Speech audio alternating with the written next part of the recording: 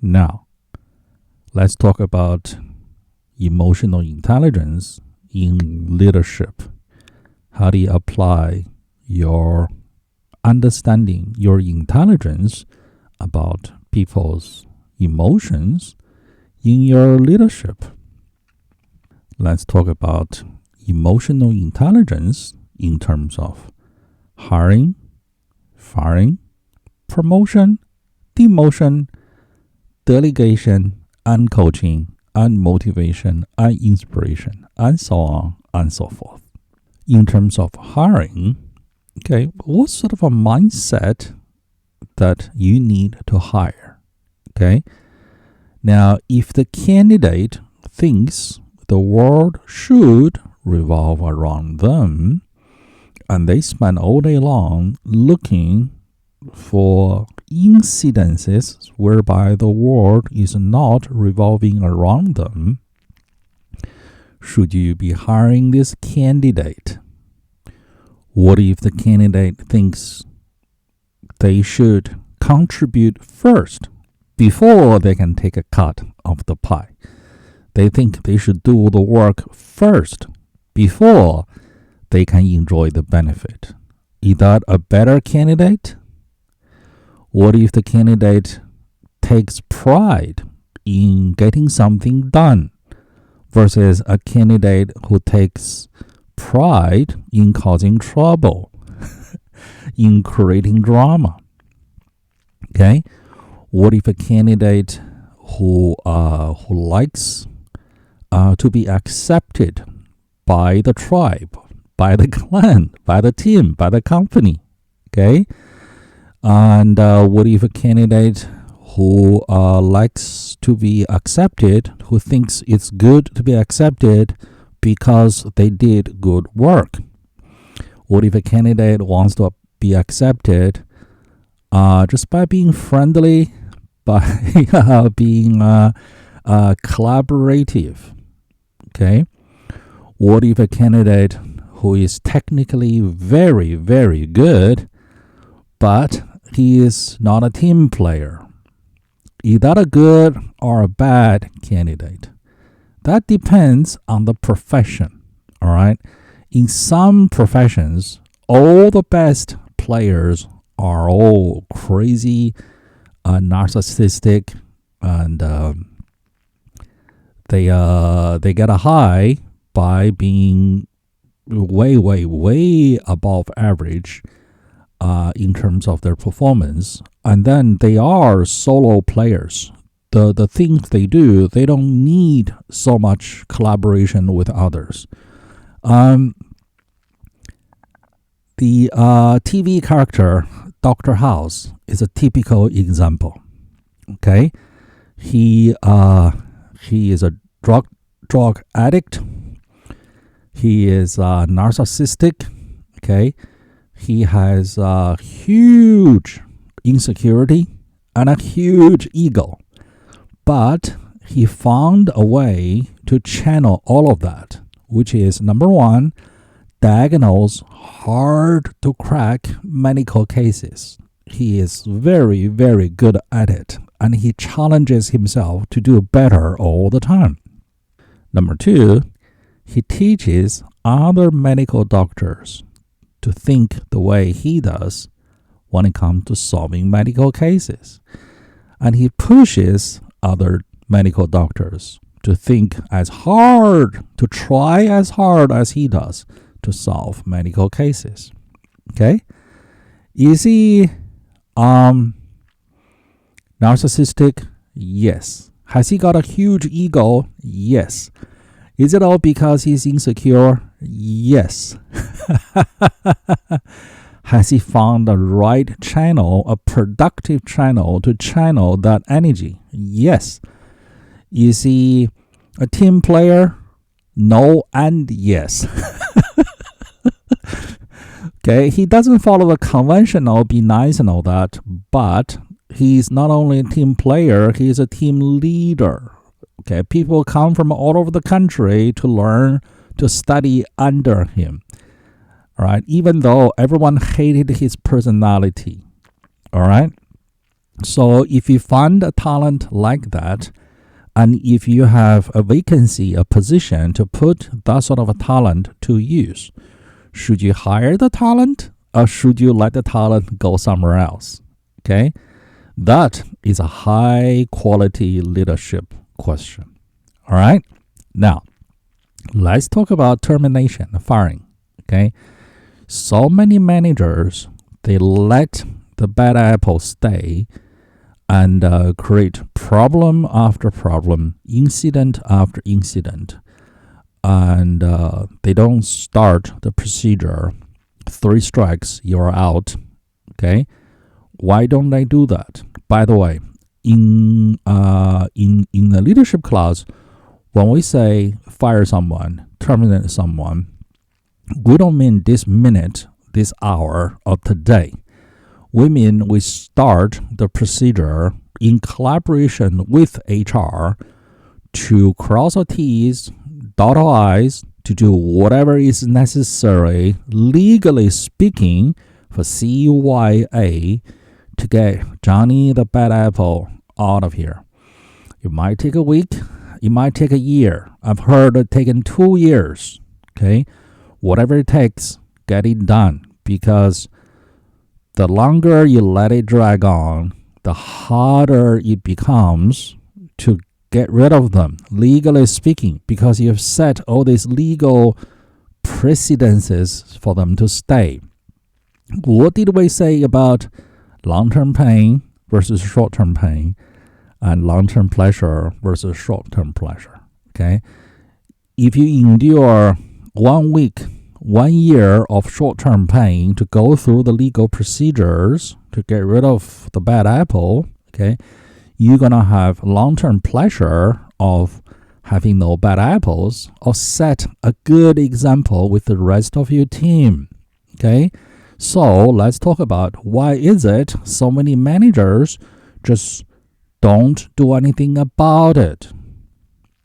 It's because the managers themselves, okay, the leaders, they want to avoid short-term pain. And as a result of trying to avoid short-term pain, they bought themselves long-term pain. They created long-term pain both for themselves and also for their team and for their company. Not a good situation, okay? So for leaders, okay, to sum up the courage to start the disciplinary action and then the termination action, you need to think about the long-term pain. Get an Excel spreadsheet, all right? Write down all the damages, financial and not financial, all right? Tangible and not tangible damages the bad apple is creating for your team, for your company, for you, for your health, for your family, okay? Add them up, how far they have come, how much damage they have already done up to this point so far, and how much more damage they will do, all right? And also, the thing is, they're getting worse and worse, because if they can get away with this much, they're going to be pushing for more, pushing the envelope. So tally up, okay, all the damages they have done, and then tally up the future damages they will do, and that will help you to feel the pain. And once the pain is painful enough, you will jump off your chair and start doing the right things, which is starting the disciplinary action and termination procedures. How about delegation? Okay, so many leaders find it hard to delegate. They are reluctant to delegate tasks away. Okay, what is the emotions that are involved in here? Okay, for you, the leader. Okay, it can be there's the pride in getting things done right, the way you want it done. Okay, you felt good about it. But okay, you're the leader now. You're no longer just an individual contributor. Okay? Your job is to do something of higher strategic value, like planning. All right. If you don't plan for tomorrow, next week, next month, next year, okay, what sort of a leader are you? The rest of your troops, the rest of your team, they depend on you planning and plan everything right. If you don't do your job planning, the rest of your team, they cannot do their jobs. So you need to spend as much of your time planning, and that is the key to the long-term future of your team. All right? So that's the long-term pleasure or long-term pain with planning or not planning. But if you don't have time to do any planning, you're just running around doing what's immediate, urgent today, you are in a vicious, negative, self-feeding cycle, okay, of going down, down to the floor, through the floor, into the basement. Okay? That is your long-term pain and your short-term pain if you focus on all the little things today and you have no time to plan. That's why you need to delegate your tasks away, the sort of tasks that are not strategic planning. Things that you have done for a million years, you can do it while you're sleeping. You've been doing it while you're sleeping. Okay? It's time for you to graduate to the next level. Okay? So I understand there's a hesitation in delegating things away, but you got to think about the long-term versus short-term pain and pleasure. Also, to delegate tasks away requires a bit of teaching on your part, which requires you to learn the new skill of teaching.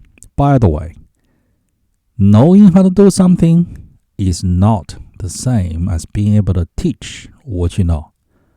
Being able to teach what you already know, that is the next level up. It's more advanced than just knowing how to do something. All right? So there's also going to be short-term pain of having to learn how to teach. But think about the long-term pleasure you are going to obtain by delegating these tasks away and free up your time to do things that's of more strategic importance.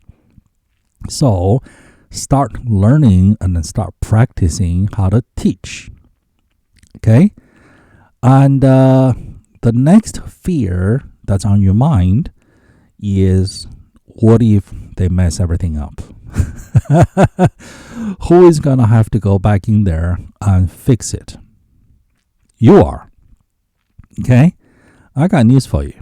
They will not get it done right the first time. Probably not even the second time. But if you picked the right candidate, okay, to receive the delegation, if you keep on helping them, okay, eventually they will get it done right, and you will gain the skill of teaching and delegating. The next concern that might be on your mind is you don't want your team to accuse you of not pulling your own weight. All right?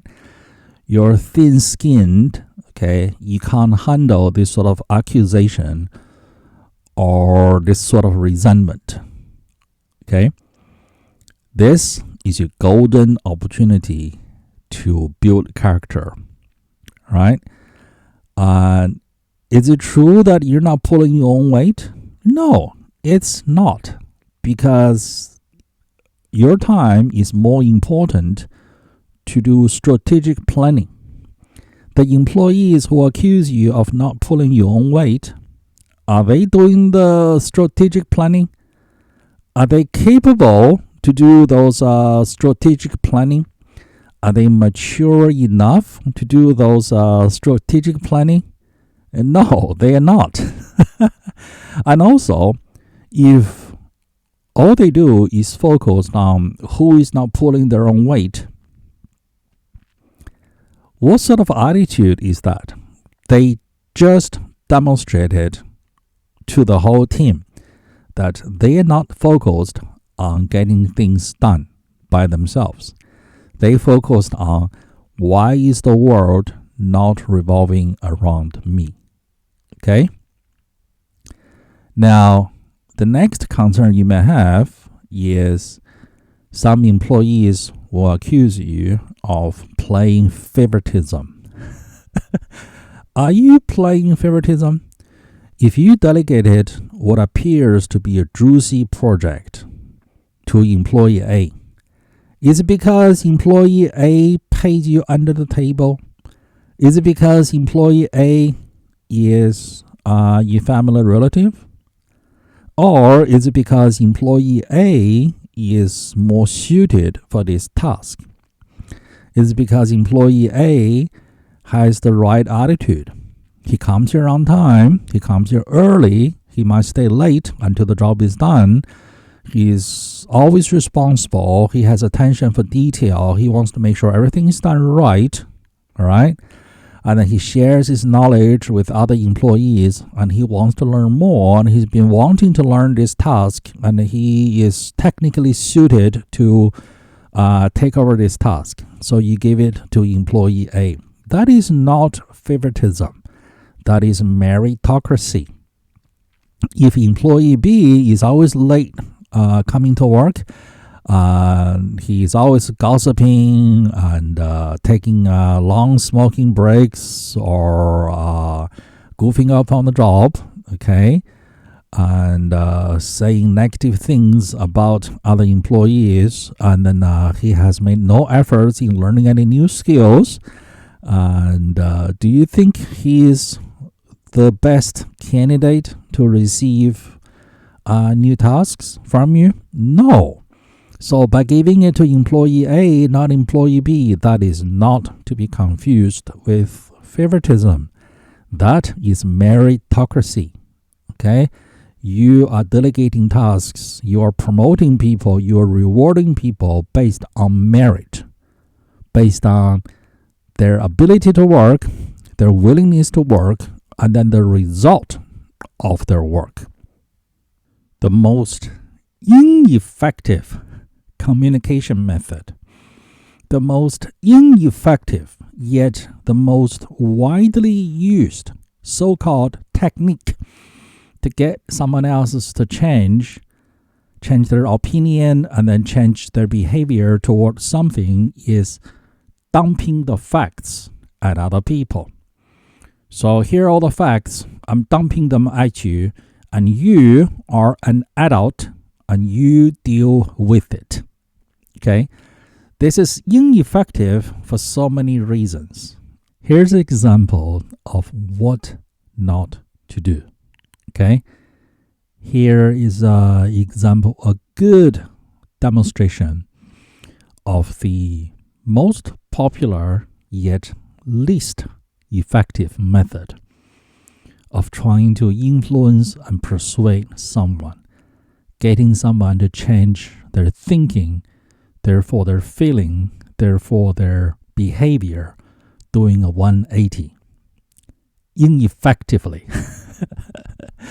because it did not take emotional intelligence into consideration at all. All right? It's just to show you what not to do. In the movie Jerry Maguire, which is an American classic, there's an athlete and there's an agent. The athlete kept on asking the agent, why do I not have my $1 million? I want my $1 million. I want $1 million. Where is it? Why don't I have it? I try so hard to get my $1 million. Why don't I have it? And one day, the agent thought the timing is right, and he had a little speech all worked out. Okay? And he started telling the athlete, "Are you ready to handle the answer? Can you take the truth?" Okay. And the athlete said, "Hit me. What you got? Hit me. Hit me. Okay? Hit me." So the agent unleashed a torrent of good, accurate information at the athlete. All right. The agent said essentially the following: the reason you don't have $1 million, not yet. Okay.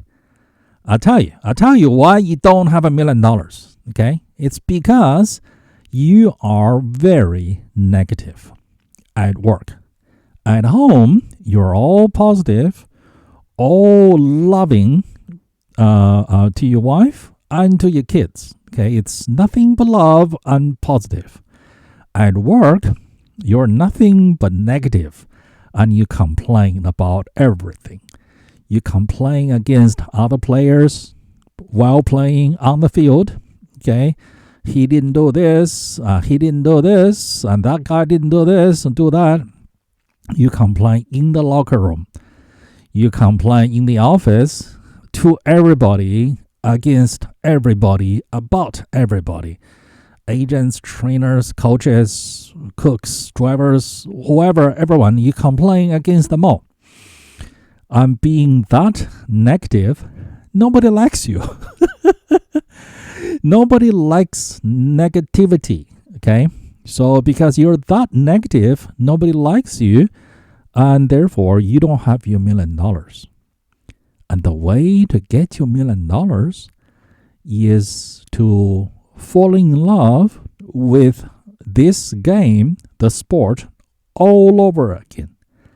Just like when you were a 5-year-old, you fall in love with this game, the game in itself, for the first time as a kid. So if you quit being so negative and become positive and fall in love with the game all over again, you will have your $1 million. And that was the speech, okay, the agent gave to the athlete. Was it good information? Yes. Yes. Was it accurate information? Yes, it was accurate information. But what was the effect? How did it result? Okay. Did it result in the intended effect? No. What happened? The athlete felt he was insulted. The agent was insulting him. Okay? And the athlete got upset. And instead of responding with, "Wow, that was such good wisdom. Okay, why didn't I think of that?" The athlete responded with, "You know what? That hurt. I don't like it. And I don't like you anymore. Okay? I don't like what you told me. Therefore, I don't like you anymore. So you and I, from this point on, no more friends." Just business. All right? So no more friendship. And that was not effective communication. It was not effective influence and persuasion, because the result was the opposite of the original intention. Why? Because it did not take the athlete's feeling into consideration. Okay? It was dumping in a bunch of facts at the athlete and essentially thinking, you're the adult, you are a adult, and I should respect you as an independent adult. So I'm dumping all this information at you, and you deal with it. You should be able to deal with it. Okay? I've done my job. No, you have not. Okay? That is not how you try to get someone to change their thinking 180. Your job, okay, is not dumping the information at the athlete and telling him he ought be more positive. Your job is to make the athlete becoming positive at work, just like he is positive at home. Okay, let me say that again. Your job is not to just discover and then deliver the information that the athlete needs to become more positive and less negative at work. Your job is to help the athlete, to turn the athlete to actually becoming more positive, less negative at work. It's not you dump the information at him so he does the job. It's you actually change his thinking, his thoughts, so he would change his feeling about the sport, about the game of the game. So he's no longer feeling negative at work. He's feeling positive at work. So his behavior at work will change from negative to positive. For his behavior, his action, his conduct at work to switch, to do a 180 from negative to positive, he needs to change his feelings from negative to positive. And to change his feelings 180 from negative to positive, he needs to change his thinking, his thoughts. Okay? And that you need to do. You need to help him to replace his old thinking and old thought with new thinking and new thought, a new understanding. The sort of understanding, thinking, and thoughts that will make him feel positive about the sport. And then his action will be positive. All right? Let that sink in. Let that sink in. Okay? Allow me to tell you a story of how I coached one of my leadership seminar students. Okay? So this lady came into one of my leadership seminars, and she told the whole classroom her story, okay? And then her frustration, and then how she's been crying because she's frustrated. Basically, she's been a social worker for the longest time, and she got promoted into managing a nursing home for retired old folks. And she finds it overwhelming, and she tries as hard as she possibly could, but apparently she's not hacking it. And she's frustrated. She was thinking maybe she should quit the leadership position.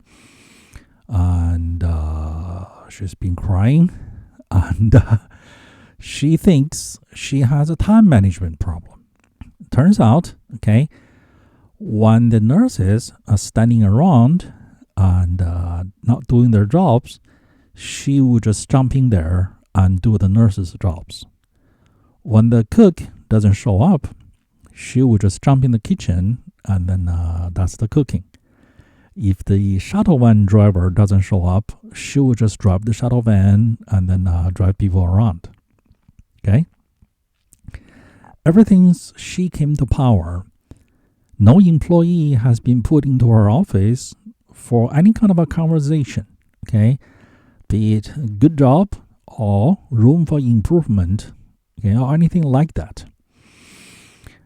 And when the government come for some inspections and then find faults and then write them a ticket as a penalty, she would just use the profit from the business to pay for that penalty, and that's the end of that. Okay, no employee has been coached or disciplined or praised or anything since she came to power 6 months ago. And she thinks she has a time management problem because she's working so hard trying to do everything, yet she's not succeeding. She's failing. Okay? So having learned all of this, okay, I figured out what her issue is, and I also figured out how to help her to improve, how to address her issue. Okay? And this is what I told her. This is a summary of what I told her. Okay? It took me like an hour, but 2 minutes there, 5 minutes there add up like an hour. But I'm going to give you a very condensed version. By the way, when I learned all of this, okay, I had a Freudian slip of a tongue, and I called her Mother Teresa. Oops. And she cracked up laughing. And she told the whole class, actually, that is her nickname at work. And that is also her nickname back at home. And in the community that she came from. Okay? And then she said, people are busy. And then she also said, when her grandchild was born, she wanted to spoil the baby, but her son-in-law wouldn't allow her. Okay? Good information for me. Okay? So once I figured out what's holding her back, how to help her, okay, clearly this is a lady who is trying as hard as I can to do a good job at being the leader for the first time. Okay? Yet she lacks a couple of crucial information, okay, that I need to address in a way that it's uplifting, it's pushing her uphill, that she won't feel insulting or insulted or I'm putting her down. So what I said to her, okay, I started with, Mother Teresa, you are now being paid with a different kind of salary to do a different kind of job. Notice I used the phrase different kind of salary to do a different kind of job. Why did I do that? Because this lady is packed full of guilt. Because obviously, okay, in her good old-fashioned work ethic and her old thinking, old understanding, old belief, okay, obviously she believes work means doing the actual manual labor, the actual work, the actual nursing, the actual cooking, and the actual driving the shuttle van.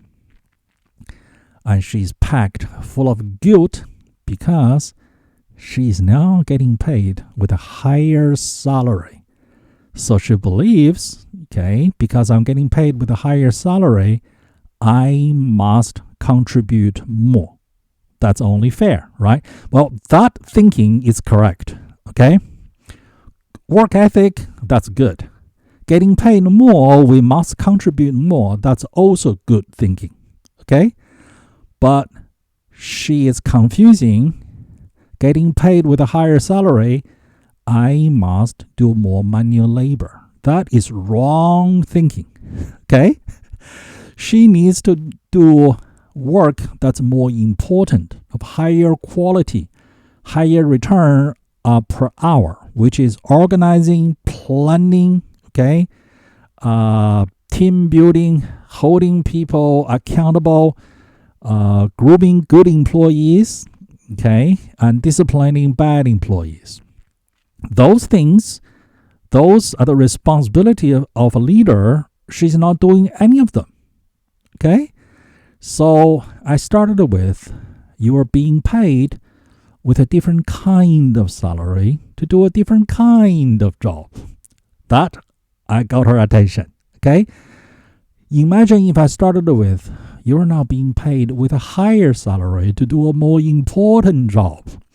That would have been the wrong way trying to deliver the same message, because that would have triggered her guilt, okay? Her guilt of being put on a pedestal with a higher salary. She cannot handle it coming from her good old-fashioned work ethic, okay? So I got her attention with the notion of a different kind of salary with a different kind of job. And I want to say, in your new position Okay? You are no longer the expert doing the job of the expert. You are now the organizer of other experts. Without you doing the actual organizing, the experts working under you, under your leadership, they cannot do their jobs. Okay? Notice I was using where her emotion was going, which is work ethic, okay? Earn your honest day of living, and contribute. I was going with that emotional direction of where her feeling is going, okay? And I just accelerated and pushed it up to the next level, okay? Notice I said, you are no longer the expert. That implies she was the expert, okay? And I said, you are now the organizer of other experts. And then I said, without you doing the organizing, other people, the other experts, they cannot do their jobs. You see, that works on her because her sense of duty, responsibility, okay? That is something that we shouldn't attack, okay?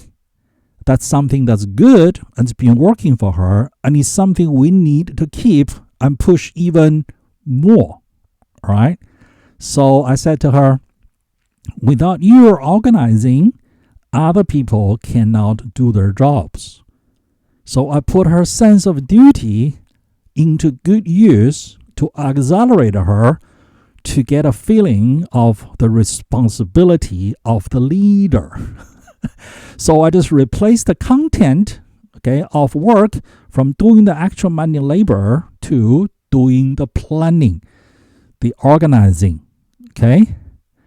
And it went on for a bit further, but at the end, she got it. She got it, okay? And then when she got it, I said to her, I said, Mother Teresa, you don't have a time management problem. You came here thinking what's holding you back is you don't know how to multitask. The truth is, you know how to multitask.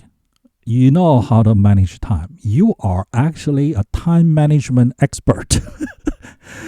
You are a multitasking expert. You should be teaching a seminar on how to multitask. That is not your problem. Okay?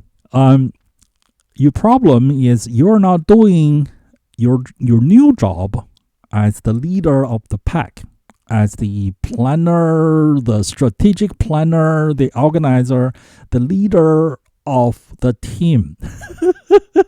That's when she realized, oh, and then she felt so good, okay, because her burden has been lifted. What's in her blind spot was holding her back, but there's no way that she could have discovered it herself, okay? She came to the seminar to learn what she does not know. She came with a clear purpose. Okay, here's my problem. I'm here to tell the seminar leader all of my pain and my suffering, and then I am sure the seminar here is going to provide me with diagnosis and solutions. Diagnosis and prescriptions. Okay, here's my description of my problem, and I'm honestly, open-mindedly here seeking someone to help me. Okay, so that was how you effectively get someone to change their thinking 180 degrees. Okay, you utilize whatever is good, whatever they're thinking, part of their thinking that's good, that's helpful.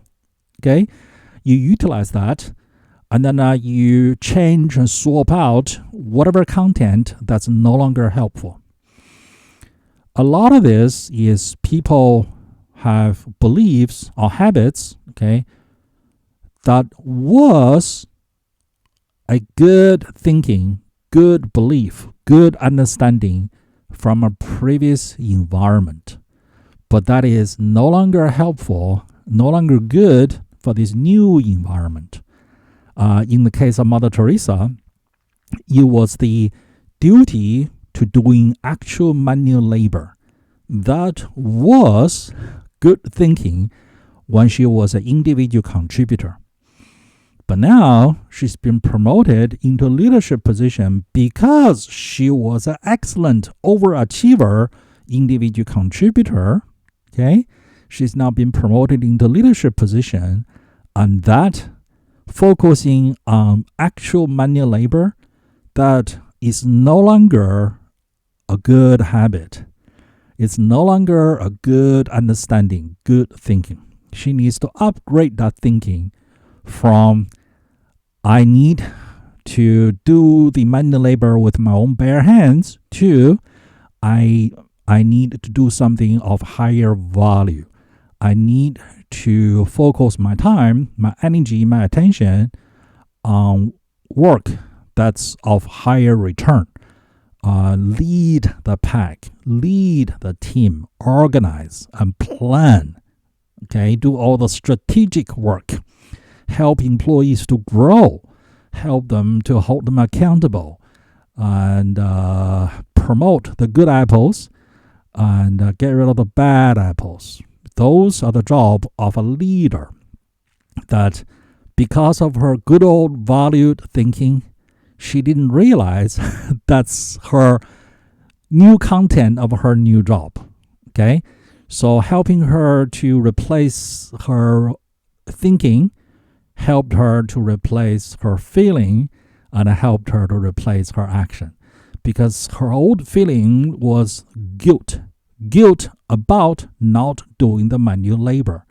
Now her feeling is there's no longer guilt about not doing the manual labor, but there's guilt about not doing the planning, the leading. And she is at ease with not actually doing the manual labor, because if she doesn't do the planning, other people cannot do their actual work, be it nursing or driving the van or cooking for the residences. So that was a success story of helping someone to change their thinking, therefore their feeling, therefore their behavior. Allow me to tell you another story of how do you effectively get someone to change their thinking, therefore their feeling, therefore their behavior 180 degrees. Okay? So on this day, I was teaching another leadership seminar in the city of South San Francisco.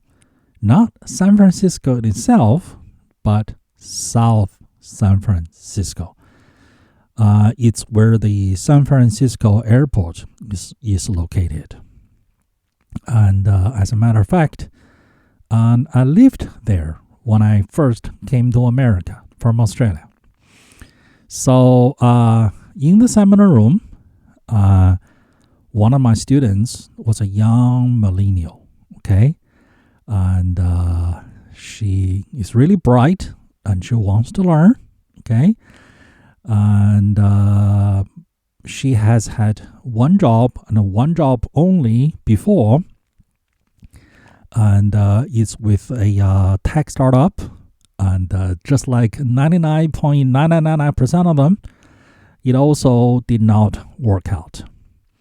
And she's very proud of her time there, because not only it was her first job, it was also something that they felt they were going to become the next Google, the next Facebook, or what have you. And throughout the morning, okay, whatever I taught, don't do this, don't do that in business, okay, the managers who had been managing for a while, and they would say, oh, made that mistake last month, made that mistake last week. Why didn't I come here earlier? And then the seasoned managers with decades of experience would sit there and go, oh God, made that mistake 3 times over the past whatever decades. And yeah, that's painful when you make that mistake. But this young lady, this young millennial, she would sit there and she would just go, but no, at the company that she worked for before, that's what we did. And she intends to start her own business. And then now when she starts her own business, she intends to do whatever that tech startup did, okay? And she intends to repeat whatever they did, okay? Not realizing that's why that business is out of business. So yes, she was participating, she was learning, but to the seasoned managers, this is becoming disruptive. It's becoming a waste of time. So they started looking at me, and their eyes, okay, were sending me a message, which is, hey, coach, do something about this quickly, okay? She's becoming a time waster for the seminar. So I thought, okay, I better put on my coaching hat on very quickly and then see if I can help her right away, okay? So I said to her, I said, my first job here in America after I came here from Australia, it was also with a tech startup. It was during the time of .com bubble. We called it .com. We didn't call it tech startup. Okay, it was actually right here in the San Francisco Bay Area. The office was in San Mateo, and I lived in the city of South San Francisco, right here where we're having this seminar in this hotel. Okay, and that tech startup also did not work out. But how do I feel about it? Okay, I learned so much. I learned what not to do in business, in tech business. Okay, how not to write a software, who not to hire to come and write software for you, and what is not a product, and what is not even a business idea, and so on and so forth. Okay, how not to run a team, how not to hire people, who not to hire, everything. They did wrong with everything, which was great for my education. And not only I learned a lot, I also did not have to pay a tuition fee. I did not have to go get a student loan. And not only did I not having to pay a big fat tuition fee, I got paid for my learning. I got paid with my big fat Silicon Valley salary. Okay? And it's been over 20 years to the day that I was teaching this seminar with this young lady and the other managers. And I said to them, I said, in my own personal businesses to this day, whenever I come upon a fork in the road, I don't know what to do, I just look at that company, the .com that I work for, and take a look at what they did, how they did it, and I just do the opposite. Whatever they did, I just do the opposite. And it has served me very well to this day. Okay? And then I said to her, I said, you're so smart. Okay? You figured out. Okay? There's a reason that company you used to work for, they are no longer with us. There's a reason. Okay? There's a reason that 99.999% of tech startups don't work out. And the reason they are no longer with us here is because everything they did it, and then I stopped, and then I did this. I was waiting for her to come out to say, wrong. And she did. She sat there, she go, wrong? And I said, Yes, you got it. You are so smart. Okay. And I said, look, be proud of your experience with that company. Okay. And learn from it. Learn from their mistakes. Okay. There are 3 ways to learn in life. You learn from books. You learn from watching other people making mistakes. And you learn from your own mistakes. All right. So in this instance, learn from their mistakes. Whatever they did. Okay. Don't just copy and paste. You should copy, flip, and then paste. She sat there, was like, that was the biggest learning I had over the past 5 years, whatever, can I get coaching from you? Can I get one-on-one coaching from you? So that was effective coaching, okay? Quickly influence and persuade someone, change their thinking, their understanding, their thought about something. So you change their feeling about something. So you change their behavior, the action toward something. Okay? Pre that short coaching session, her action, her behavior was wanting to copy and paste whatever that failed tech startup did in business. And the feeling that causing her to do that was, it was the pride of my life. I was part of something that could have been something, okay? And what I did, okay, was, yes, okay, be proud of it. Keep the pride, okay? And yes, do go out there, try to start your own business. Those are all good ideas, okay? Effective, helpful thinking, okay? But where you are confused is you wanted to copy and paste actions, business ideas that resulted in business failure. Instead of blindly copy something, okay, use it as an educational experience for your own learning. And don't copy and paste, copy and flip and paste. So I kept her pride in that company. I kept her pride in herself. I kept her ambition to start her own business. But I flipped her understanding of her experience with that company. I flipped her understanding of that company's history. Okay? From that is something to be emulated to something to be used as an educational example on what not to do. Okay? And then I kept her pride in herself being smart. Okay? So that was a good day.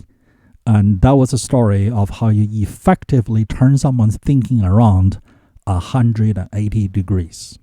Okay? So just to give you a little bit of the formula here, when you need someone to change their thinking 180 degrees, it's not a good idea. It's not the most effective thing to do to meet them head on, because you're going to have a collision. It's like 2 semi-trucks, each weighing 40 tons or 80,000 pounds. One is going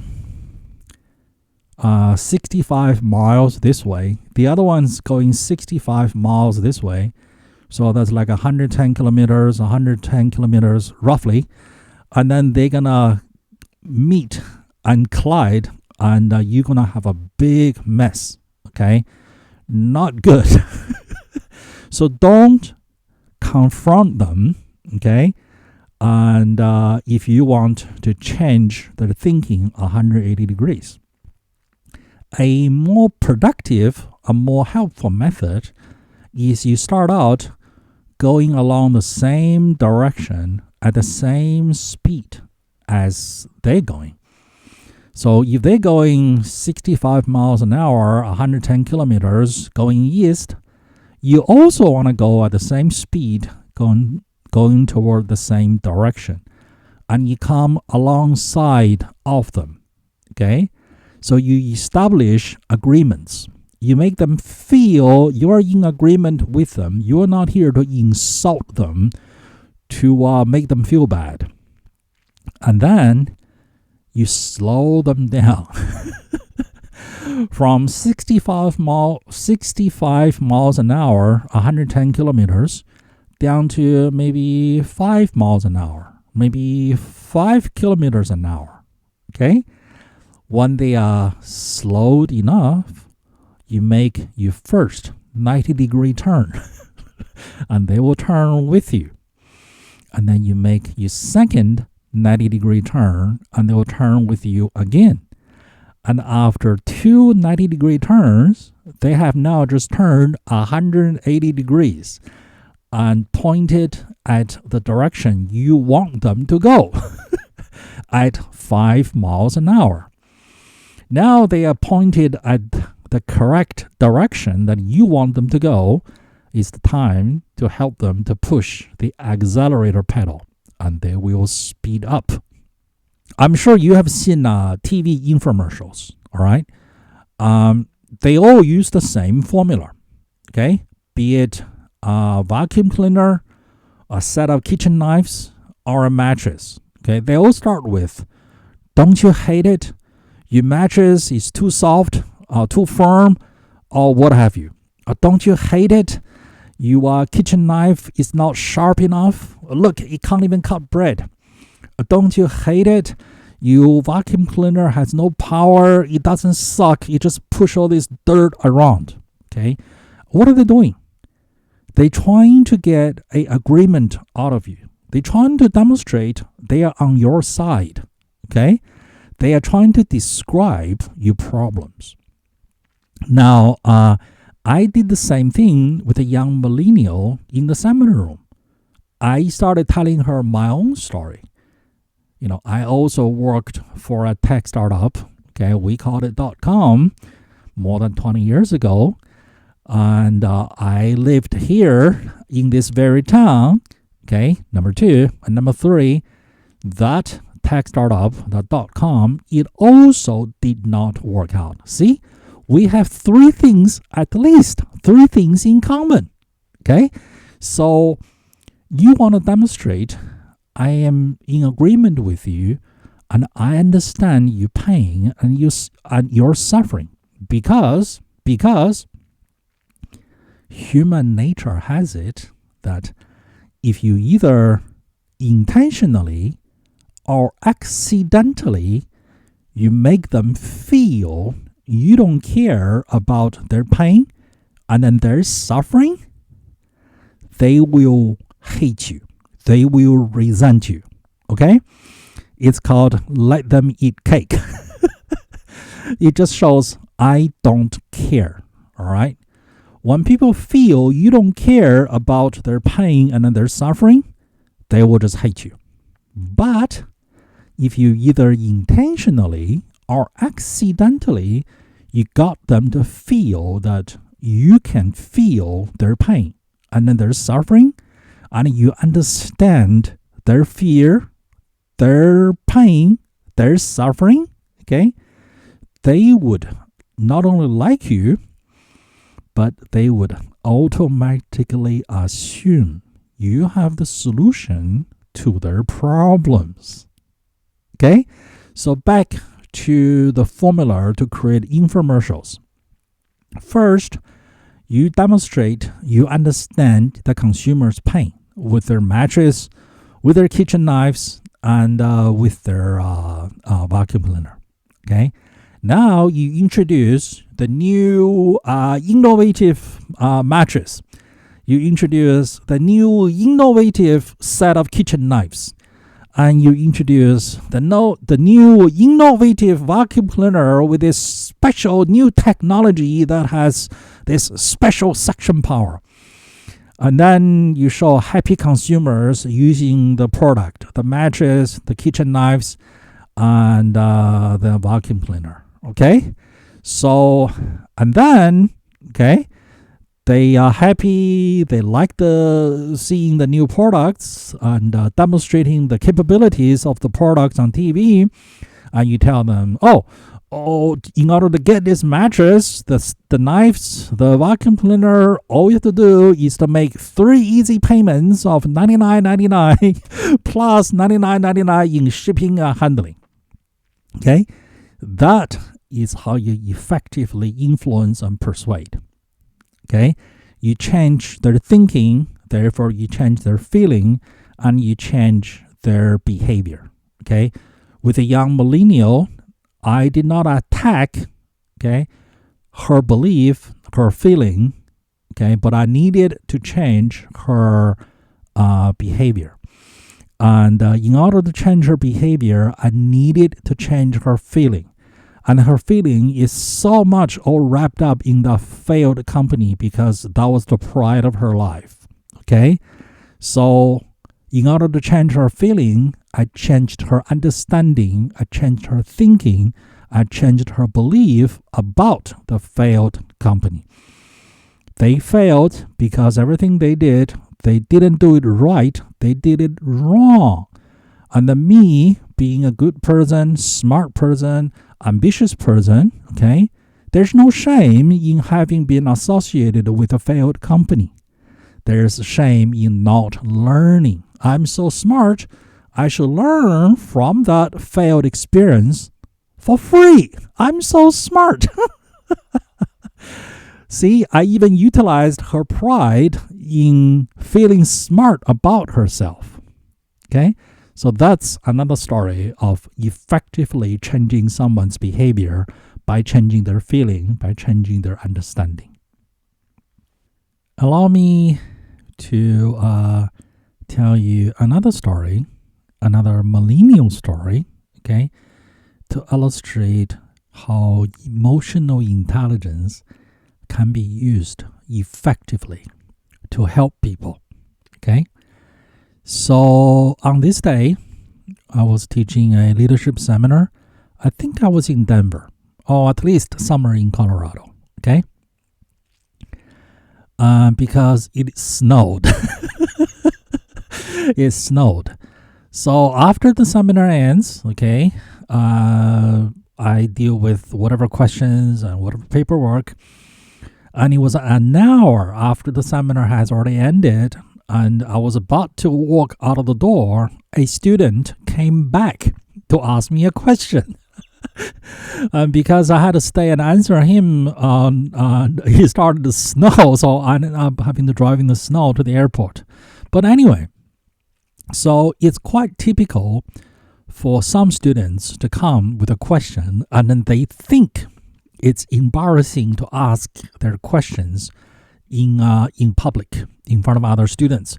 Not all students are like this. Some students are quite open about asking their questions, but some students, they will not ask until the end of the day, until everyone leaves. They just sit there and wait, and then they will come and ask a question that they think is embarrassing. And this gentleman, he's not the only one, He came back an hour after the seminar to ask me.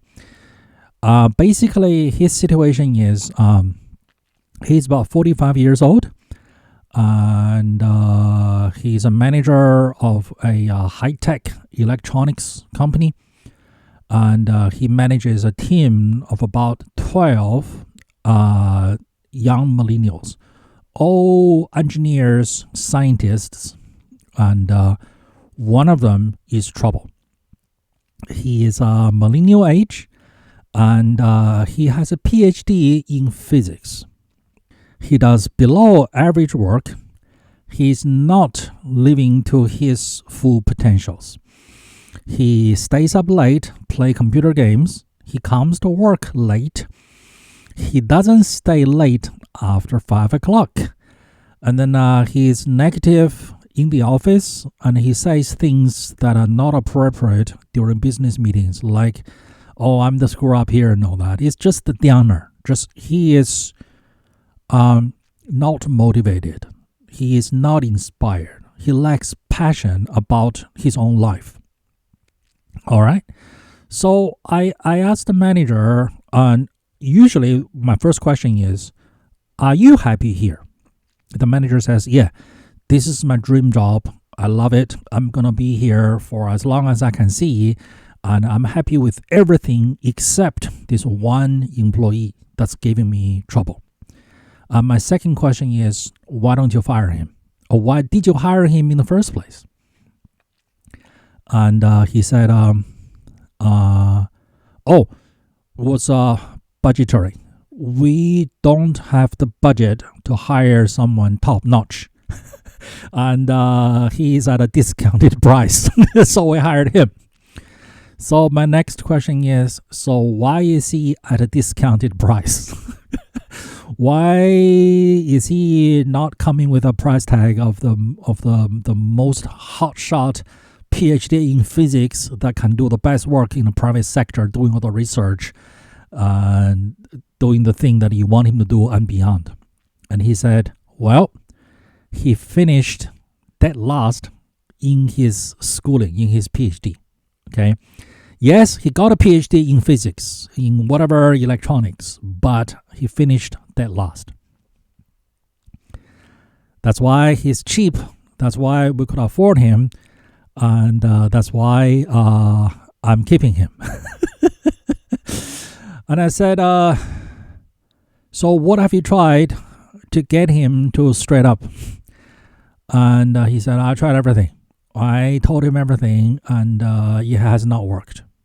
Okay? And I said, yeah, what did I tell you about during the class? What did I teach you about you can't use your reason and then your logic to try to influence and motivate someone else? All those reasons you gave him to get him to straighten up were all reasons, factors that will benefit you, the manager of the company. What's in it for him? Remember I told you everyone's favorite radio station, WIIFM, what's in it for him? You haven't been thinking about him. You've been thinking about you. And he was getting it, okay? Because I spent all day preaching that concept, that way of thinking, okay? And then I wanted to say, and I guess obviously you can't tell him that he can't be fired. Because you fire him, you have to go hire someone else. And actually, from your point of view, that's the last thing that you want him to find out. Because he will become an even bigger goof off knowing that you can't fire him. And my student, the manager, said, yeah, so I can't let him know that I can't fire him. Because he is doing some work. It's just not up to the team's standard. Okay, everybody else is a better performer, even though everybody else is in a slightly different field. This is all in electronics. Okay, he's the one who is the downer. He's the one who is always late delivering his projects, and he's here, and I can't fire him because he's doing some work. So I said, you have to think about what's in it for him, what he loves, and what he hates. What are some of the things that he would kill to get? And what are some of the things that he would kill to avoid? Okay? And don't tell me girls. We already know that. Okay? He's a millennial age. So this has to be something else. All right? Something deeper. Something at the gut level that will get him jump off the chair and do something about his life. And then he thought about it. Okay? And he said, you know, he is extremely angry and jealous at all his school friends. They are all working for companies or organizations or universities that are more prestigious than our organization. And they all get to go to science conventions, engineering conventions, and delivering research papers. Get on stage and deliver a research paper. And from what I hear, he's been saying he would kill if he could also get up there and deliver a paper using the research that he's doing with us. I said, you got it. Okay? That might very well be the solution. All right? I'm not saying this is the solution. I'm saying this is the way for you to think. All right? You didn't come to this seminar to get the fish that I caught. You came to this seminar to learn how to fish on your own, right? So, how about this for a little plan? You start dropping hints, pixie dust, about, well, if you deliver this project for me on time and high quality and so on and so forth, okay, then next year I will take you to one of these conventions. And the company will pay for the travel, the hotel, and then the cover charge. Some of these conventions, the cover charge could be $1,000 per head. All right? And then the year after, you are going to help him and use the research we're doing here to deliver a paper at this convention, this highly prestigious science convention. And that may as well be the ticket, the secret to get him to jump off the chair. That will get him to want to do something at a very gut level. Okay? It's for revenge. It's for ego. It's the male young man's youthful ego, passion. It's the sports-like competition, right? That's at a gut level, okay? Everything else to him is just in this year, out that year, because he doesn't care. It's just, it doesn't hurt, nor does it inspire. You gotta find his long-term pain, short-term pain. Long-term pleasure, short-term pleasure. It appears, well, what's his long-term pleasure? Well, look at his record. He did get a PhD in physics. So he has always had some aspiration about him being a successful scientist from a very young age, probably from a teenage or as a teenage boy. Okay? So that passion is probably still down there, and the flame hasn't been put out completely. So why don't you just reignite the flame by dropping pixie dust into his head and let him see if he continues to goof off, he is going to end up as a nobody. Never accomplished anything, never made a name for himself in the field of science. Okay? But right here, right now, this company, this organization, and you, the manager, is his one golden opportunity, his one golden ticket to do something he enjoys, to get something he wants, which is study physics, okay, doing some research, and then get the fame, the glamour, the glory. He has already got a PhD, right? He has already got a PhD, so what's after PhD? What's more?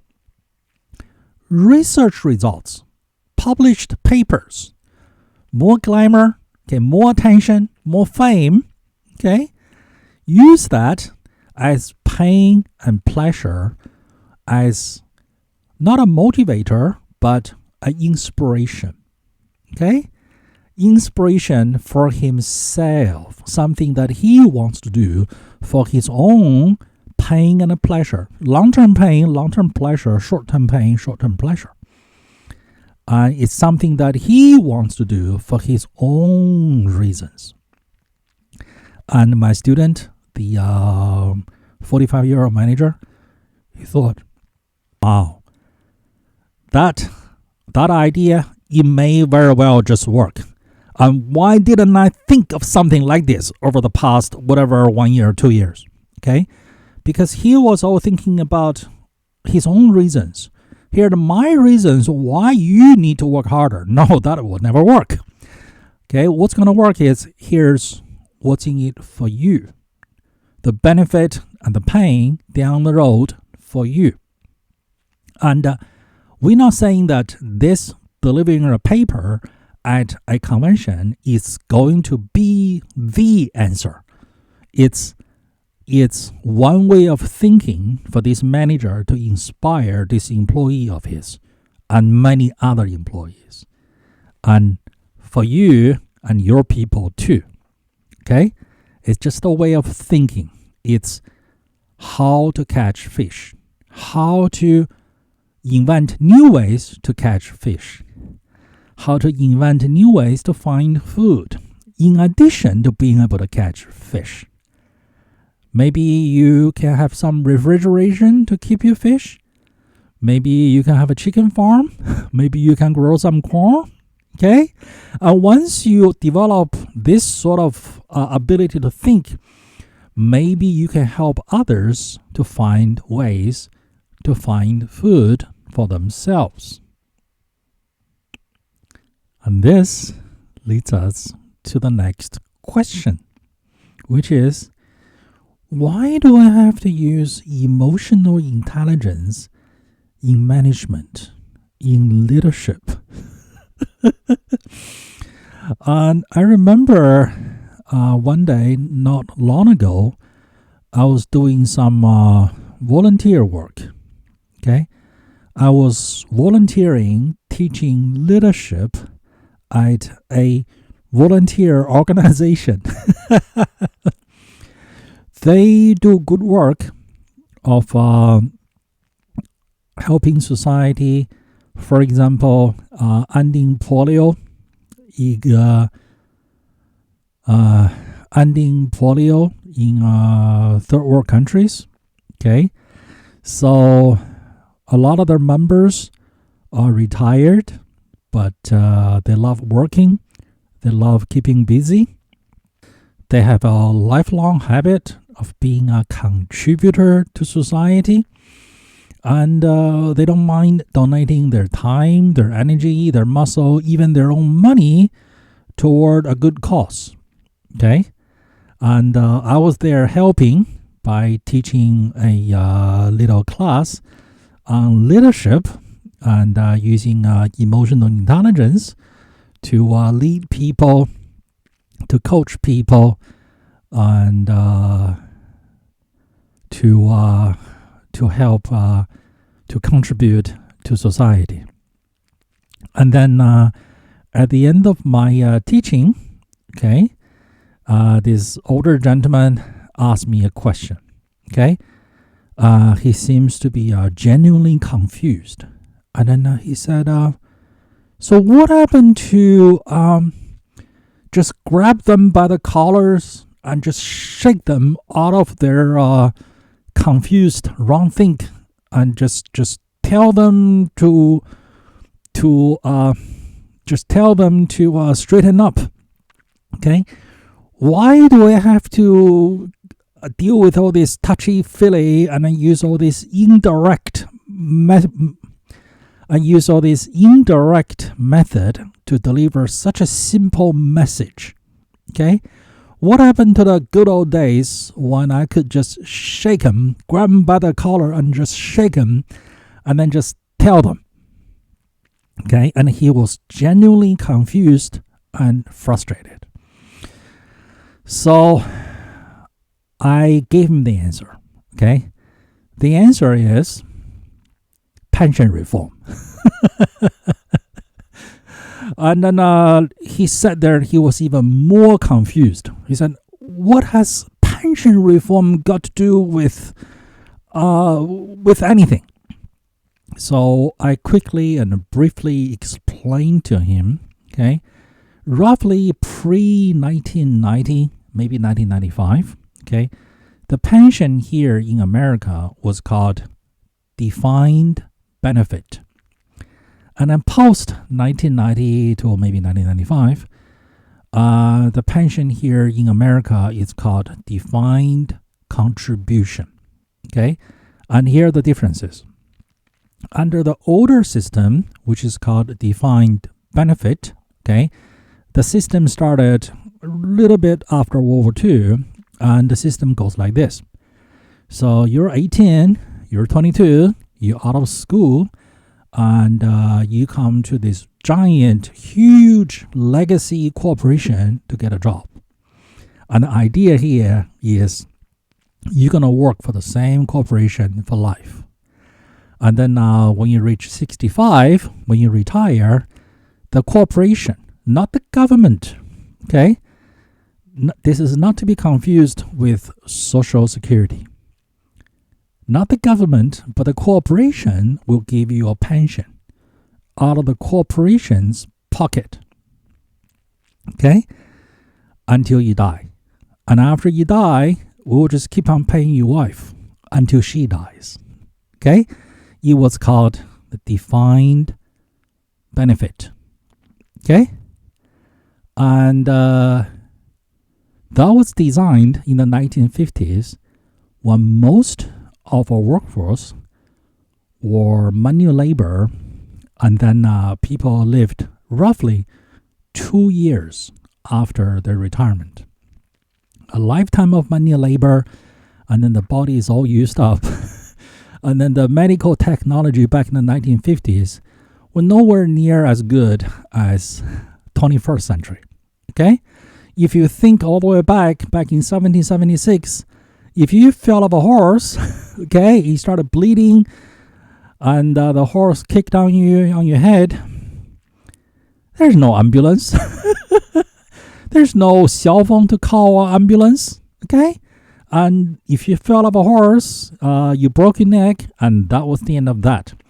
Today, there's cell phone, there's ambulance, there's a modern surgery and all that. So we just live longer and longer and longer thanks to medical technology. So now we live many, many years, many decades after our retirement. And the corporation is on the hook to pay and pay and pay. And then the math became upside down. A corporation may have such a pension liability. They may have so many people, okay, on the books to receive pension from the corporation. They may have more pensioners to pay than their current employees. The current employees, the current corporation may not be able to generate enough income to pay for this legacy pensioners, okay, because they just keep on living. And thanks to medical technology, they just keep on living. So the math just won't work anymore. So throughout the whole of the first world, all the industrialized nations, around 1990, they all changed from defined benefit to defined contribution. All right? So with defined contribution, you come to work, you get a job with the company, okay? Every month, out of your pay, the HR payroll, they will cut out a certain amount. So you are contributing to your own retirement. All right? Now, by the time you retire, 40 years from today, how much are you going to collect? How much is your pension worth? Whether you can collect at all, we don't know. And we are not responsible for it. All we do is we cut out a certain amount, okay, and put in the pension fund, and then the fund is invested on the stock market, and depends on the ups and downs of the stock market, especially the day before your retirement. If the market crashes the day you retire, 40 years from today, we, the corporation, your employer, we are not responsible for it. So that is the current system, which is called defined contribution. So how does this relate to management style, leadership style? Okay? It relates because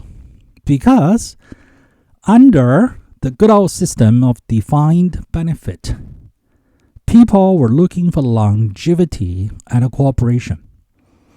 You heard the story, grandpa or my uncle, he had a job for 40 years, which he hated. But he held on to it, he endured the abuse, and then he survived until 65, and he started collecting a pension. Life starts at 65. He bought a boat, he bought an RV, he started enjoying life.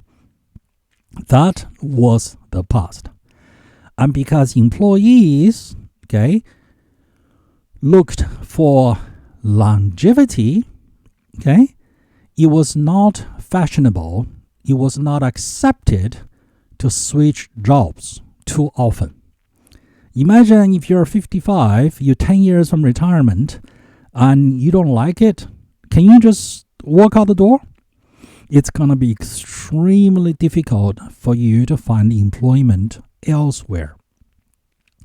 Because prospective employers will look at your resume and they'll be thinking, so you couldn't just endure it for 10 more years? Well, I guess we don't want you here either. Okay? We don't like job hoppers. We want someone who stay for life. And because employees were too afraid to be viewed as a job hopper, they stayed and then they endured the abuse. And this was the environment that enabled the management style, which today we would call proud to be a tyrant with a whip. They were a one-trick pony, which is, I have the whip, I'm going to whip you, and if you don't like it, let me show you where the door is. That was the management, the leadership style pre-pension reform. They were abusing employees, knowing employees were too afraid to be viewed as a job hopper. And employees wanted to stay for the pension. Now, post-pension reform, employees are no longer incentivized to stay at a corporation for life. Employees, the smart ones, they realize their job security is their own skill set. If they have up-to-date, marketable skills, other employers will be competing amongst themselves to come and hire me because I'm a valuable employee. My skills are up to date and I'm a good contributor. That's my security. So the table has been turned. So being a tyrant of a manager is no longer effective as a leadership style. You really have to lead employees by focusing on what's in it for them. Your messaging has to be delivered to employees not as a military order, but as something good for you. You have to help them to change their thinking, so they will change their feeling, so they will change their action from, say, not wanting to do this task and not wanting to do this project because their thinking was, there's nothing for me to learn. This is obsolete technology. Change it to, here's the following benefits. 1, 2, 3 for you if you learn this technology, if you get involved with this project, with this task. For example, when I was working for this large legacy technology company, let's just say their company name is, they make machines for business and then they do it internationally. Okay, and they've been around for more than 100 years. So when I was working for them, okay, they had a legacy system, okay, which everybody knows it was one attempt, but they failed. All right. The joke of that system is obsolete 2. OS2. Okay. And nobody wanted to learn that system. All right. So one day the manager came and he said, I actually have a project and I need somebody who knows OS2 to work on it. And we all looked at each other and we all said, no, I don't know it and I don't want to learn it. And then we all pointed our finger at Mark. And the manager has already said, okay, I'm not going to force you to work on it if you don't know it and you don't already know it and you don't want to learn it. Because the manager knows it's a dead technology and nobody wants to learn because there's no market out there. But Mark has actually went through training and he knows how to operate OS2. Okay? So we all pointed our finger at Mark, and Mark had no choice but to get up and go with the manager to work on that project for a week. But the manager also knows he owes Mark big time, because he made Mark work on old, obsolete, dated technology. This is why emotional intelligence is such a vital part of your leadership skill set. Okay? You cannot order people around anymore. You cannot crack a whip at your employees anymore. That was pre-1990. Okay? That was popular back in the 1950s. In the 21st century, you cannot do that anymore. You have got to lead people in the sense of what's in it for them, for your employees. And you have to use your emotional intelligence. If you want to change their behavior, their conduct, their actions, you have to change their feelings first. And in order to change their feelings, you have to change their thinking, their understanding, their belief. Okay? And that's why, okay, being a tyrant of a manager, grab them by the collars and just shake them and just yell at them, that's no longer effective, and nobody is using that technique anymore.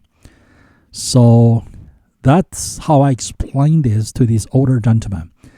And by his appearance, and obviously he has been retired for a long time, and he heard about all this latest whatever style of leadership, and my guess is he has been wondering about this for years, for decades. Okay, finally he had a chance to ask someone, and he was not expecting me to give him an answer. He thought I was going to say, I don't know. But I guess he was intellectually satisfied.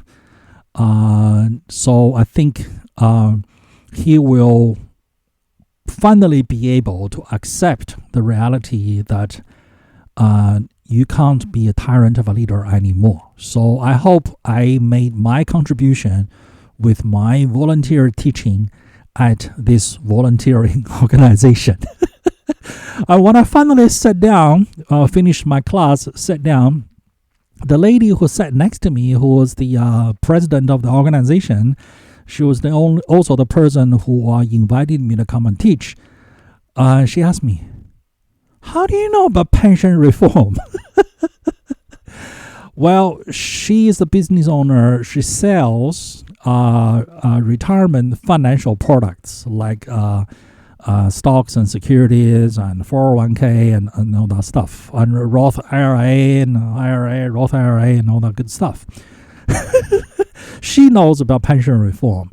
And most people she come across, they don't know about pension reform. So when she heard that I knew about pension reform, she was like, how do you know about pension reform? Well, I'm a business coach. It's something that I need to know. Otherwise, I can't be teaching business leadership if I don't know the history, if I don't know the incentives. Okay?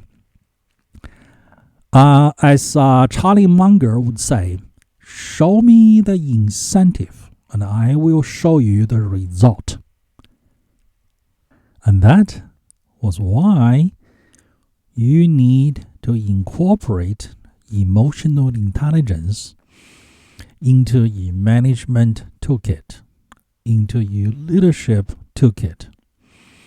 That is why it's an essential part of your leadership ability, okay? To use emotional intelligence to influence and persuade your employees, your team members, okay? Now, there is an equally important parallel question, okay? That is, instead of using EQ to manage people, okay, why you need to incorporate emotional intelligence as part of your toolkit to collaborate with other people. Allow me to tell you another real-life seminar story, okay? So on this day, I was teaching emotional intelligence for leadership for a large, prestigious company, okay? At their company headquarters, all right? So before I went there, okay, I had a telephone communication with the manager who organized the training and also the employee who requested this particular training. Both of them were on the phone with me, and then they told me, nope, we don't have any particular questions. We're not faced with any particular challenges. We're just curious to learn about emotional intelligence. Like I said, quite often people have questions. They have problems. They have challenges. But they will not come out and ask because for a long list of reasons, okay? Part of your emotional intelligence is the intelligence to understand, is the intelligence of knowing people don't come out and ask, okay? People are hesitant to ask for a long list of reasons. You may think those reasons are silly, but to the people with questions, those reasons are holding them back, and they don't even know why they won't ask. All right? So I went to the company's headquarters and I taught the seminar. They told me to teach it twice. First time in the morning and second time in the afternoon, because they only want their employees to take a half a day off work. And the employees, they have a choice of either come to the morning session or the afternoon session. And during both sessions, there were employees in the seminar room, and there were employees all the way across the country, remote coming in, and I would appear on their monitor or whatever, speaker and whatever. So the manager and also the employee who requested this training, they both came during the afternoon session. And it was a Friday. And when the seminar ended for the second time, okay, the manager shut off the remote software. Okay, so all the employees who are logging in remotely, they were all gone. And we were on the West Coast. So if it's late Friday afternoon on the West Coast, it's even more late for the East Coast people. So they were all gone. So there's nobody else in the seminar room, okay, or even this part of the office except me, the manager who arranged this training, and the employee who requested this training, okay? And then by body language, I can observe the employee and then the manager, they have extremely good rapport. These two ladies, they're very comfortable sitting next to each other, all right? And then the lady who requested the training, she said, well, that training was very good, very informative, okay? Because I already know everything that you taught, okay? And the way you taught it, it was fantastic. But I already know everything in there. And yet, you did not answer my question. I said, okay, so what was your question? And she said, my question is, why do I have to use all of these techniques or any of these techniques just to obtain collaboration from my coworkers? Every time they come to me with something interrupting my work, needing my collaboration, okay, I will help them right away. Or if they need a report done, whatever, I will get it done the next morning or something. So if they need collaboration from me, I would help them drop everything I'm doing, help them right away.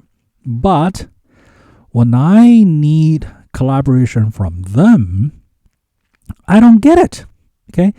I have to use all of these techniques, okay, that I'm learning from emotional intelligence, from communication techniques, just to get other employees to work with me. I don't know why. Why do I have to do this? Why do I have to do this? Okay? I can see she's frustrated because this has probably been bothering her for quite some time now. Okay? Maybe years. All right? And she's not a younger millennial age. So this is a question that she has been having for the longest time. Okay? And I guess that's the reason she requested this training, hoping she would learn something from the seminar to help her to answer this question. Okay, even though the seminar addressed this topic, this very question, okay, it didn't do it for her. Okay, she has a deeper, more nagging question. Okay, why do I have to do this? Okay, I get frustrated, I get angry. And then her manager sitting right next to her, okay, was trying to help, trying to calm her down. And her manager said, don't be. Don't be upset. Don't get angry. Don't get frustrated. Okay? Once again, it was the most commonly used yet least effective communication method of trying to help. Okay? It's like take someone to Alaska in January in winter, take them out of the hotel room outdoors and wearing nothing but t-shirt and then tell them don't feel cold. Or take them to Arizona, okay, in August when it's 120 degrees Fahrenheit or 50 degrees Celsius, and take them outside, no air conditioning under the hot sun. The pavement is hot enough to cook, and I'm not exaggerating, okay? They are literally hot enough to cook, to fry eggs. And you tell them, don't feel hot. Okay, she is upset. So don't tell her, don't be upset. Okay, that is not going to help. That is going to further drive them further into their problem. And I can see from the body language and the tonality of the manager, she is trying to help. But she doesn't know, she's not aware that her method of helping is not helpful. And I can also see from the body language of the employee who is frustrated, okay, the way her manager is helping is not helpful. It drives her up the wall. It makes her even more frustrated, but she knows the manager is trying to help. And not getting upset is her desired result, but it's not helping. So she was frustrated. And she was looking at me for answer. Okay. Luckily, everyone else is already gone. Luckily, there's no one else in the room, in the building probably. Okay, at least not in this section of the office. And all the remote students, they are all locked off. So this is essentially almost a private coaching one-on-one with the manager right there assisting. Okay, so I started explaining to this employee who is frustrated. I said, remember I taught what's in it for me? Okay, living beings, their number one concern is themselves. Okay, food for themselves, safety for themselves, safety for their own offsprings. Okay, so on and so forth. Okay. Now, this is a prestigious company, and you are in a very expensive part of the country and a very expensive part of town. Okay, I parked my car downstairs in your company's parking garage. I saw a lot of expensive cars, Lexus and so on and so forth. Okay, you have a lot of hardworking, smart employees who are earning a lot of money, and this town is not cheap. Housing is not cheap. Okay, transportation is not cheap, and cost of living is not cheap. And if you want to send your kids to a good school, that's not cheap either. Okay, so why do people study hard? Okay, get a good degree, get a high-paying job? Because they want to advance their lives. They want to live a better life, okay, for themselves. They want to live in a nice part of town, drive a nice car, send their kids to nice schools. So they focused on helping themselves. It's not they are evil or they hate you or they don't like you, they don't want to collaborate with you. It's their own projects take the highest priority. Okay? It's important for them. That's what's most immediate. Especially in a busy company like this, people are busy. Everybody is under a deadline to deliver. Okay? And this is why upper management wanted me to teach this morning session and an afternoon session. It just goes to show, it shows the employees here are busy. So I am sure you understand, okay? You also need to eat, all right? You eat 3 meals a day, okay? And you have a mortgage to pay, okay? You drive a car, you have expenses, you have children to feed, so do everyone else. And it's only natural that they put their projects on top priority. And they may or may not have extra spare brain / emotional capacity to think about you. They think about themselves. They think they're busy. They think they are stressed out. Okay. Sure, you collaborate with others, okay, out of your good heart because that's the way you are. But other people, they're thinking about their own priorities, their own projects. It's not they are bad, they are evil. It's they are busy. They haven't got the time to think about other things. Or they think they haven't got the time to think about other things. That's why you need to utilize all of these techniques, okay? Communication skills, all right? Understanding of emotional intelligence, all right? To obtain collaboration from other people, because you're not going to get that naturally. Not everybody else is like you, willing and wanting to collaborate with as many people as possible. People are focused on their own things. And that does not mean they are evil, they are bad. It's just they are natural. They are living creatures. Living creatures' number one concern is what's in it for me. And you need to help them to realize that helping you, collaborating with you, is also helping them. And that is your job. Okay? And took me some time, but gradually but slowly, she got it. And I could see the burden was lifted and the frustration was gone. Okay? So I stayed a whole extra hour after the seminar. And then by the end of it, okay, both ladies were extremely happy. And then the manager even said, wow, this worked out perfectly. Basically, they had one confused and hence frustrated employee.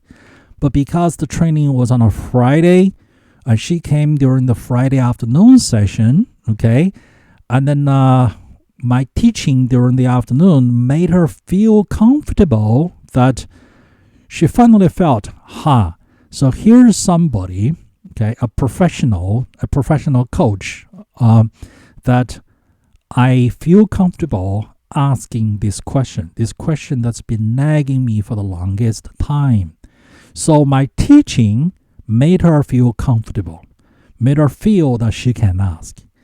And then she stayed behind, okay, with the support of her manager, whom she trusts, and there's nobody else, okay, to interfere, to observe, to gossip, to talk about it, to laugh at her, okay? So she felt the confidence, the safety, the security, and she felt comfortable asking me this question that's been nagging her for the longest time. And because there's no one around, okay, and with the support of her manager, okay, I was able to be more frank and deliver a one-on-one coaching and finally helping her out, okay. I took her emotion into my consideration. And my entire coaching for her is based on emotional intelligence. Where she is at emotionally, okay, because of her thinking and understanding and her belief. Basically, she thought everybody's natural state is to be 100% fully collaborative, going out of their way to collaborate with other people. That's her mistaken belief about human nature. Yes, we would like employees to collaborate with other employees. But the reality of human nature is everybody's number one concern is what's in it for me. Because she confused, okay, the highest level of human rational conduct with how humans truly really are, okay? So she was frustrated with other people not giving her the highest priority, okay? So she's angry, she's frustrated because she's confused.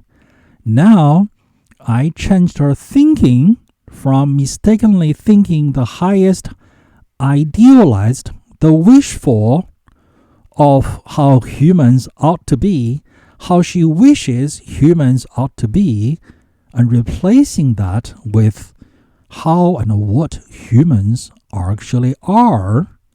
She's no longer confused. Since she's no longer confused about reality versus wish, she's no longer upset at other people.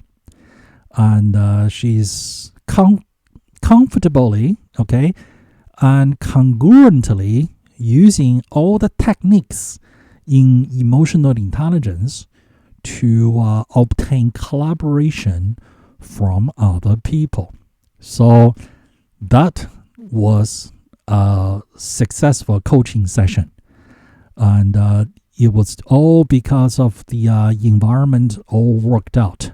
There's no one else there. It was a late Friday afternoon.